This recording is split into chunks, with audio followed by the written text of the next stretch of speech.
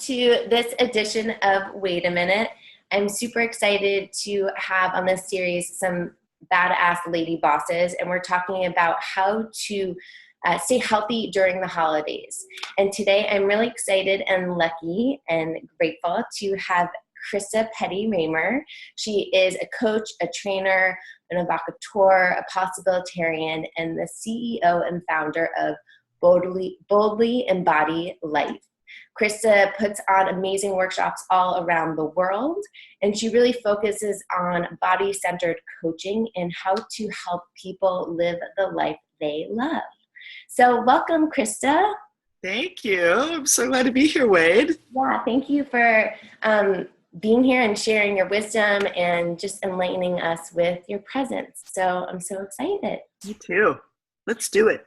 All right. So I'm curious, what does self-care mean to you? Self-care means we honor our greatest resource, which is ourselves. Self-care is instrumental to living a life you love. Mm-hmm. It requires, I think, it's interesting when I work with people or coach people, especially women, when I say things like, self-care, I mention those two words, I'll get the eye roll and the groan of like, oh my gosh, I know, and I don't have time.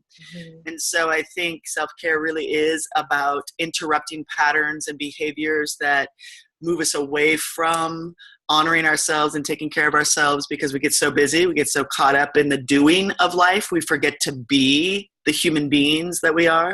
Mm-hmm. So self-care is pausing, slowing down, and connecting to and coming home to who we are, the human being that we are, not just the human doing that we're constantly doing. So self-care is critical. I love what you just said in the beginning of honoring the greatest resource that we have, ourselves. It really just kind of comes down to that, as like self-care is not like necessarily the going to the gym every day or blah, blah, blah, but it's really that just honoring yourself, that core of you. Yeah, I love it. It's so beautiful. Yeah, I hold this as our common denominator. We're the common denominator of every domain, of every relationship, of work, of family, of friends. We're the common denominator. So if we're not taking care of the common denominator, then we're going to see things start to unravel in all those places. Totally. Couldn't have said it better. I love that. And so when you work with your clients or when you do your transformational coaching, what do you specifically maybe talk about or want to highlight or help people get in touch with, especially around the holidays, of things that they can be practicing or doing that get to honor their best resource themselves? I think one of the biggest things is just to become aware. During these holidays, like, I don't know about you, but this can be the most difficult and challenging time. The time when we want to be full and feel the richness and the texture and the kindness and the compassion and generosity. And so because this time of year, we feel like we're wanting to connect to the generosity of who we are. Mm-hmm. And oftentimes it's also combined with feeling depleted or tired or fatigued or not feeling as generous as we would like to, right? Mm-hmm. Not feeling as gracious or feeling like we have a lot of space and time and energy and vitality. So I think the very first thing that I always coach people to is that awareness of noticing patterns or habits that have been accumulating over the year that are now really impacting us. Because as we come into this time of the year, I think it becomes obvious. More family is around typically, more demands. We want to be our best selves. We have a holiday around gratitude, and how many times have we felt something other than gratitude or being grateful, and then being critical of ourselves. So that awareness of any patterns or habits that we know aren't working, and that this is the perfect time. Mm-hmm. Instead of the worst time, it's the perfect time for us to make some simple daily shifts in both the focus of our mind, because where the mind goes, the body follows. And what's growing in the mind is showing up in the body. And so being aware and recognizing any of those habits or patterns, and then just making simple daily shifts that over time, over the next days, weeks, and then months, we can begin to see a shift in attitude, a shift in our energy levels, And it can be so simple. I think we make it so hard. We think we have to take like a 4-day retreat in order to recharge, when in fact, I think we can do a little bit, just a little shift of the mind, and then the mental state, and then how we feel, like density and weight in the body. Because I think when we're heavy in thought, we're heavy in the body. When the thoughts get really dense, we get really dense in the body. And then I think we start feeding ourselves things that we don't really want to. At least I do. Yep. At least once or twice, right? Yeah. We imbibe in things that go beyond just that celebratory. It becomes that kind of distraction or taking the edge off. And then by about the 17th day, we feel like we need to take the edge off. We realize, oh, maybe that's not working as well as I thought it would. So totally. And then it's like that point where you're going then into the new year, right? And that whole like New Year's resolution wants now I'm stressed out about the new year because I know I want to restart. I want to hit the master reset. I really want to do it this time. This time I'm really going to do it. And then I end up watching myself not doing it, not even close to really doing it, and how that just perpetuates some of those high level of criticism, that critic in the mind. And so I think if we start now, like starting now, creating some good habits, simple, easy, daily, weekly, so that by the time we do hit that new year, it's not a New Year's resolution, it's a New Year's continuation of like what we're already doing. So. Yeah. And I love what you said about, the holidays. It's like, family, so much activity, wanting to extend yourself and be full, but also being kind of worn down. And that gets to be a great time, when you're especially around so many people, like there's so many mirrors that get to help you reflect and grow that awareness that you're talking about. I don't know anything. I have no idea what you're talking about. People as mirrors. What? If we're paying attention. You mean if they reflect back our attitudes or our behaviors? You mean my father and my sister can reflect back to me what might not be working so well? Yeah, I agree. They definitely are mirrors. And I think when we're aware and we're paying attention, I think when we are in our own personal practice and self-care practices, it does give us just a little bit more pause in our reaction, a little bit more space and place to, the fuse feels a little longer. The time between, impulse and reaction feels a little longer, where we have a little bit more time to make choices that really are more reflective of who we are, genuinely, authentically, rather than the reaction. Let the stress speak. Let's let who we really are speak versus the stress speak. Right. Well, what's one of maybe your practices that you are either planning on doing this year, that you've done in the past that's worked for you, or something that you read, or something that someone else has told you that they do, that they love, to how to stay healthy and centered during the holidays? I think I've always had a practice, and it's called, I call it my hour of power. So every morning, I realized a long, long time ago that I let other people and other circumstances dictate how my day was going to go. And so as soon as I became aware of that, I was like, wait a minute, like if I were to set the stage for my day, if I were the one who got to orchestrate that and design that, how would I do that?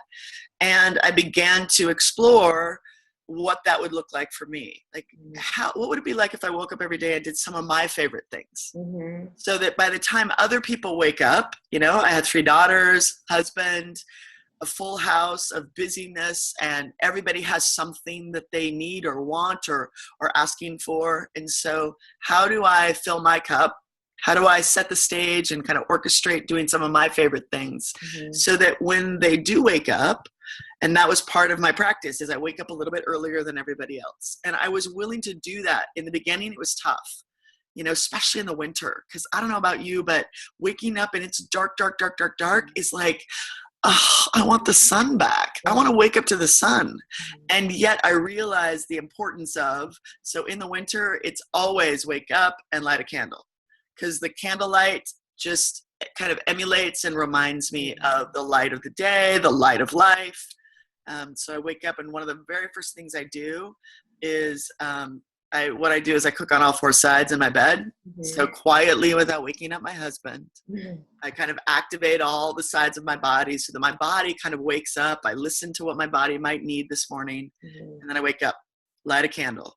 And then I sit and do whatever feels good to me. Is it listening to music? Is it reading? Is it, sitting in the hot tub? Is it going for a walk? But it always has a combination of kind of feeding my mind, my heart, and inspiration, and moving my body. So I call it my hour of power. It's not an hour every day. Mm-hmm. It's just, sometimes it's 5, 6, 7 minutes before the first person's up. Mm-hmm. But it's my cup of coffee. It's my 10 deep breaths. It's my lighting the candle, and it's become a ritual. Mm. And now I love it because I miss it when I don't do it. Yeah. And yet I can do it in a much, much, much more concentrated and condensed period of time and still create that spacious exhale. Okay, I choose this day. Right. I'm going to create this day, and I'm going to do it from a place of centered inside myself. And kind of shaking off anything that's residual from sleep or not sleeping very well, and kind of really fill myself with inspiration and possibility, and really loving life. I love that. So it's kind of like you start your morning like hydrating yourself, so that you're, fully awake, fully hydrated, fully fed. As you said, you're, energized with your cup of coffee in the morning, so that then you can be able to give to others. But without that hour of power, it's kind of like you're starting on empty. I like to call it my hour of moisturizing my spirit. Like Love really that. like just kind of a deep moisturizing bath to do, because how many of us, especially as women, we do a lot for other people, and we feel like we're last, we're put on the back burner, or we come in last. And then over time we start to resent the very thing that we love to do, which is to generously give, or to take care of, or to be that for other people. And I just recognize that instead of being victimized by the resentment and, the circumstances or people, I get to say, this is how I want to start my day. Yeah. To put myself first, not in front of anyone, but just take a little time to put myself first, so that I can be generous with people. Love that. And I love it. Yeah. Right? I get to read who I want to read. I get to listen to what music I want to listen to. Doesn't matter what anybody else wants in that moment. Right. And it's not being selfish. No. Right? Kind of the misconception with that. It's like you're just carving that intentional space for you to practice what's true and alive for you. Yeah, and I realize that it does require us to break up some of those conditioned beliefs, that to take time for myself is selfish. To take time for myself takes away from someone else. And I'm here to tell you that's not the case. Right. My life is full with so much. And I'm pretty clear I would not be able to do what I do at the level that I do for as long as I have, if I wasn't taking care of myself as the most important resource. Yeah, I love that. So it's interesting because we all have different points in our day that kind of serve us best. Like I kind of take what you refer to as that hour of power definitely during the middle of my day, because I know that's like where I need a break, where I need to feel re-energized. So it's this hour of power is a concept that people can kind of play around with and how it fits in their day, in their schedule, in their lifestyle. Yeah. Some people do it in the evening, right? Like they want to kind of settle down and review their day. And I really want to emphasize hour of power is just a figure of speech for me. Like, yes, it is an hour now for me, approximately, but it wasn't in the beginning. It was 2, 3, 4, 5 minutes. It was one song, 1 3.5-minute song. That was my time. As long as it took for me to drink my cup of coffee. Like how many of you can relate that it used to take an hour to drink your cup of coffee because it was one sip, set it down, do something. One sip, reheat it, do something. Reheat it, do something. Well, I just enjoy it all at once. Yeah. Be intentional with it. I love it. Really. What do you think is, what's like one piece of advice that you love and try to live by, but don't always get to abide by it? Such a great question. I noticed myself wanting to say it instead of, I know questions that I ask. That encourage people to take into consideration certain things. So one of them is move my body and sweat every day. So have you moved your body every day, like activated this vehicle that we live in? I do a 30-day challenge on Love Your Body Boldly. And I'm going to, launch that really soon again, because I think it's such a valuable piece. And sometimes I have felt like a hypocrite. I have felt like, who am I to be asking people? But it's always a great opportunity for me to check back in and do it with people. So as soon as I launch that 30-day Love Your Body Boldly challenge, it's a way for me to check back in and connect with doing that challenge myself too. And I think that's one of the biggest pieces where I feel myself, maybe that hypocritical conversation kicks in, or I find myself, at the end of the day, sometimes just really fatigued or too tired in the morning, even after my hour of power. Like maybe I'll nourish my mind and my heart, and spirit, but forget the body somewhat. And so I would say that's probably one of the biggest things is, have you moved and really activated and moved? And, you even said in the beginning, I'm a coach that's my focus in my coaching is body centered. Right. And what's the one that I let go of a lot? My body. And so I remember one of my mentors telling me a long time ago, teach the thing that you're most currently learning. Yeah. Just to keep you vulnerable and humble. Yeah. What you're currently learning. But I would say that probably. And it's always, it's always a continued practice, right? Of coming back and knowing, if you think you have the body piece of it down, you think, okay, I can leave now and just focus on more of like my soul, what my heart's saying. It's like, no, it's a continued practice. You get to come back and maintain that beginner's mind, right? As you boldly embody your body. Again and again and again. Love it. Yeah, for sure. Love it. Do you feel like you have any tips or tricks for people when they're to share with the audience of when they're going into these holiday parties or family gatherings, of how they can practice, living in their body, in kind of just an easy, digestible tip for them? There's two things that come to mind immediately. There's a practice that I tell people all the time, especially going to parties and activity and high energy environments, how to stay grounded and centered in that. And that is tongue resting on the roof of their mouth actually sends a message to the brain to kick us out of fight or flight. And I don't know about you, but there's been times when I've been at holiday parties where I either want to, scratch someone's eyes out, or I want to get the hell out of there, right? Because that happens. I get reacted, or I take something personally, or my nerves are a little frayed. And so tongue just gently resting on the roof of the mouth and very quickly relax the nervous system in a really powerful way. And to take really, while the tongue's resting on the roof of the mouth, take 10 deep mindful breaths where I'm connected to the inhale and the exhale. So it's really simple. They can even try it right now while they're listening, is just rest the tongue right on the roof of the mouth. Take 10 just gentle resting, 10 deep mindful breaths where I follow it on the inhale and the exhale. And then by that time, I think we at least feel like we're even just a little bit more able to respond in a way that we would like to. Maybe then I can, be able to graciously ask if we may leave the party now. Right. Versus we need to get the hell out of here now, or something in that manner. And the other one for me is, and I learned it from Viktor Frankl, who wrote, really, whether you know the history of Viktor Frankl or not, but basically survived a concentration camp and learned to find freedom in even some of the most challenging and difficult times. And I took something that I read from his writings and teachings and integrated it into just everyday living. And it's really, really simple. Like in those situations, I find myself most empowered when I'm connected to my choice. Like I'm choosing here.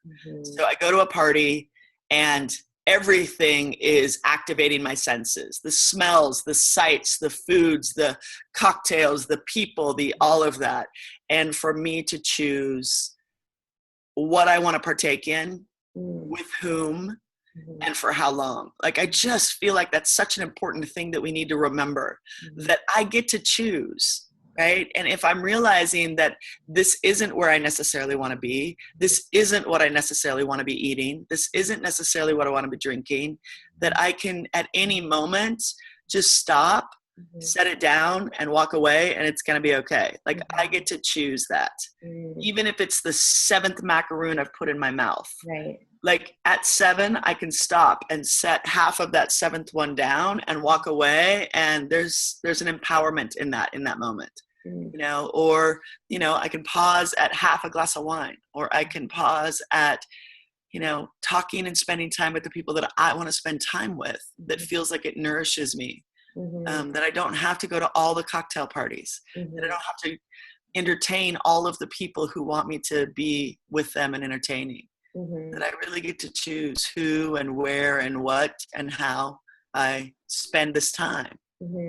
I think that's so important. Yeah. You just said so much like yumminess and richness and all that, of even the going back to the tip of the tongue and the roof of the mouth. That's something I know that you've shared with me before. And that's been an awesome practice to be able to just stop the monkey mind from racing. So it just allows you to be present and ground. And so whether that's anxiety of entering into a party or space, or it was what you just said, like that, you know, if you're with family and like someone just, you know, wanted to. My mother-in-law has told me the 7th time how I need to make the stuffing for whatever. Yeah. Tongue, exactly. Roof of the mouth, relax the jaw, take 10 deep breaths. Yeah. So like that pause before the reaction, so that you get to soften. And then I love that visual of, and reminding people that they have a choice. They always have a choice. And that we hold ourselves, that if we are in that 7th macaroon, it kind of is that, oh, well, I ruined it, so I better keep going, versus no, I can choose right now just to put it down and go to the next moment, versus kind of be past in that. Yeah, because I think one of the things that I really connect to with people in general, I know I've been there and I certainly have coached people through it, is how lonely the holidays can feel. And sometimes we think the greatest loneliness comes when we don't have people around. But I think sometimes the greatest loneliness comes when we have people whom we love and we still feel lonely and disconnected. That I think that can be even more excruciating at times. And so we go to maybe escape from that, or, you know, distract ourselves. And instead of connecting, like stopping and really connecting and creating a connection with someone, I think we just try to find connection in other ways that aren't sustainable, aren't really workable. And so I think that's an important thing to remember, especially during this time, is when there is maybe that discomfort inside, or maybe we're feeling disconnected, or even that loneliness can creep in. Even when we're surrounded by people that we love. Those are those moments where, you know, like even just a pause and hand over the heart and deep breath and connect with something, whether it be you or the beauty of the light outside or the person who's standing next to you, just a moment of reconnecting, so that we don't have to go looking for it in other things that ultimately we don't really like ourselves for. Yeah. Which kind of brings up this beautiful piece of like, you know, tying it full circle to what we first started talking about awareness, right? So it's like even heightening that level of awareness of like, what does connection look like and feel like to you? Or what kind of connection are you craving this holiday season, that you can be more mindful about looking for, right? Knowing that you have a choice versus feeling like, oh, I'm just trying to search for any type of connection and put it in here or put it in here or put it, you know, wherever in your time. And so really kind of being awareness about what that type of holiday connection looks like for you. Absolutely. I mean, if I'm really honest and bold about it, I'll say I've spent more time in years past. I've spent more time on my theme for decoration than my theme for who I really want to be and what I really want to create with the people that I love. And I love that, because that even helps me in this moment of not only am I, you know, we're going into Thanksgiving, which is like my family's holiday, but we're also having an engagement party, and I feel myself wrapped up in the thought of what am I going to wear? How am I going to look versus how do I want to show up from the inside out? Exactly. Yeah. Thank you for that. Yeah. It's like, I remember some of the greatest advice I ever got when I got engaged and it came from my mother-in-law, who I call my mother in love. You know, and my mother passed away like yours. So we kind of know this whole who serves in that kind of mother role or supports us in that way. And she gave me some of the most amazing advice. And she said, remember when you're planning all of this, what's most important is to plan your marriage, not your wedding. Like plan your marriage, not your wedding. Like the wedding is temporary. It'll happen. It'll be beautiful. It'll be amazing. But don't let the wedding, planning the wedding, destroy the plan for the marriage. And I was just like, yeah, I'm going to take that and put that down. Yeah. That ultimately what we're planning is to live a life together and say yes to each other. And that's more important than, you know, who's on the invite list and what color will the dresses be and blah, blah, blah, blah, blah. Right. So it all ties back into kind of making more of that space and place to go inwards and be intentional versus the exterior of, you know, what's it going to look like? What's the table decoration going to be? Do I have the perfect candle? Is the silverware set exactly right? Right? All of that. And don't you think ultimately that's where connection happens anyway, is going inside and connecting to what really lights us up and brings us alive and has us feel connected to life. So much yumminess in all of those words. Thank you. Yeah. So fun. So easy. So easy just to hang out with you. I could talk for another hour or so. I know. I love it. Well, before we kind of sign off, what is your favorite, I know you're a big music lady. What is your favorite holiday song or even just song right now that you love to listen to that kind of helps you stay centered as we go into these holidays? Oh my gosh. So there is a song that I listen to. It's the end of one of my body meditations. And it's by Secret Garden called Sigma. And it's just this beautiful aria that I'm listening to right now. That's just totally opening and connecting me in my heart. So that's really good. Awesome. And of course I love dance music and all of that and holiday music. I really like Let It Snow, because I want snow this year. Yeah. I want snow this year. Yeah. We just both be sending out good vibes for snow. I don't know if you want snow or not, but I'll take some snow. My birthday is December 20th, and my wish every year is to have snow. That's my gift. The gift on my birthday. So last year we didn't have snow down here in the valley, so we went up in the mountains and found snow for my birthday. That's always my wish for my birthdays. Snow. A white Christmas. Well, I'll put that wish out there for you. And I love it. And thank you so much for your time and your wisdom and your words. And can you let people know where they can find you? Absolutely. You can find me at boldlyembodiedlife.com. And come check out our workshop specifically for women. So that's at boldlyembodiedlife.com/grace. So come check us out there. We have 2 more Grace events coming up this year. One's in Seattle and one's in Austin, Texas. And then we've got a whole bunch of really exciting new dates showing up for 2017. So come join us for one of our workshops or one of our online events and courses. You can find all of that at boldlyembodiedlife.com.